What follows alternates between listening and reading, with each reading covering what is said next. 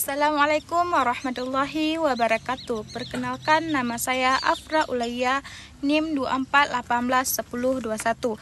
Di sini saya ingin memperjelaskan artikel yang berjudul tentang menanamkan nilai persatuan melalui praktik kewarganegaraan di lingkungan kampus kesehatan.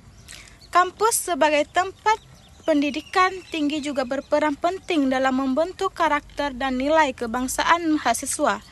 Lingkungan kampus kesehatan mencerminkan keberagaman Indonesia menjadi sebagai miniatur kebangsaan harus ditanamkan agar mahasiswa siap menjadi warga negara yang bertanggung jawab.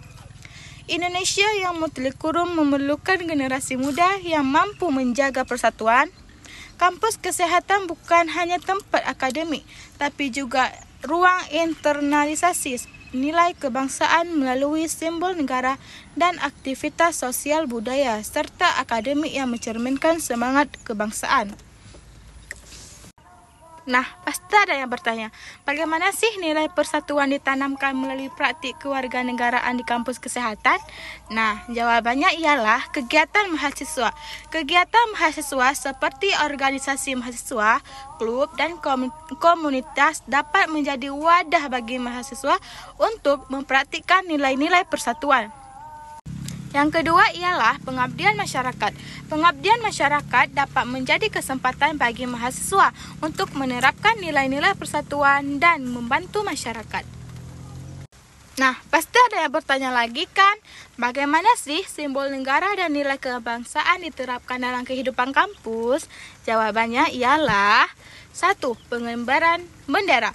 Bendera negara dapat dikibarkan di kampus pada hari-hari tertentu seperti Hari Kemerdekaan atau Hari Nasional. Yang kedua, penggunaan lambang negara.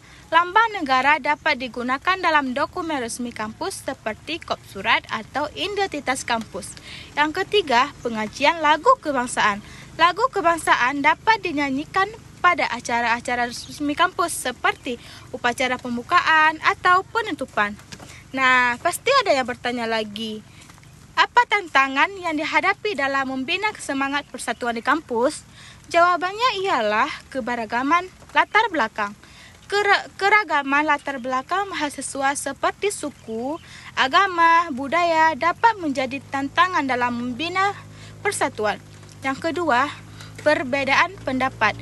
Perbedaan pendapat dan pandangan di kalangan mahasiswa dapat menjadi tantangan dalam membina semangat persatuan. Yang ketiga ialah kurangnya komunikasi. Kurangnya komunikasi yang efektif di kalangan mahasiswa dapat menjadi tantangan dalam membina semangat persatuan. Yang keempat ialah kurangnya partisipasi. Kurangnya partisipasi mahasiswa dalam kegiatan kampus dapat menjadi tantangan dalam membina semangat mahasiswa. Kesimpulannya ialah kampus kesehatan sebagai miniatur bangsa menjadi ruang yang sangat strategis untuk menumbuhkan nilai-nilai kebangsaan karena di dalamnya terkandung dinamika interaksi sosial yang kompleks.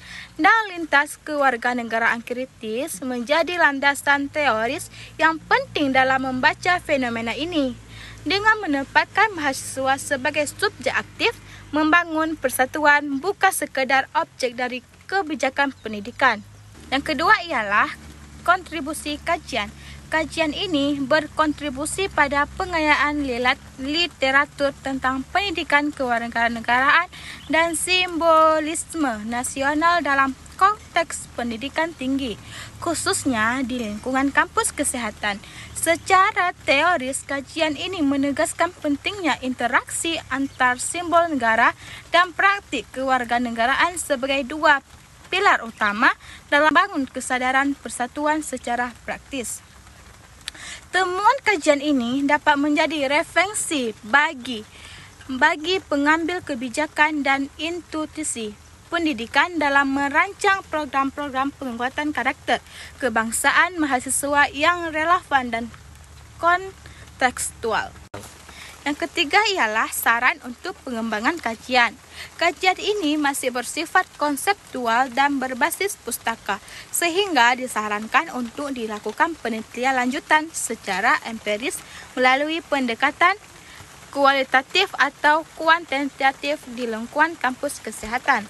Penelitian ini lebih lanjut dapat mengeksplorasi efektivitas program-program pembina karakter kebangsaan, persepsi mahasiswa terhadap simbol negara, atau bahkan resintesi terhadap nilai-nilai persatuan dalam konteks kampus. Selain itu, pembandingan lintas menjadi pendekatan yang memperkaya pemahaman kita tentang membentuk identitas nasional di lingkungan pendidikan tinggi.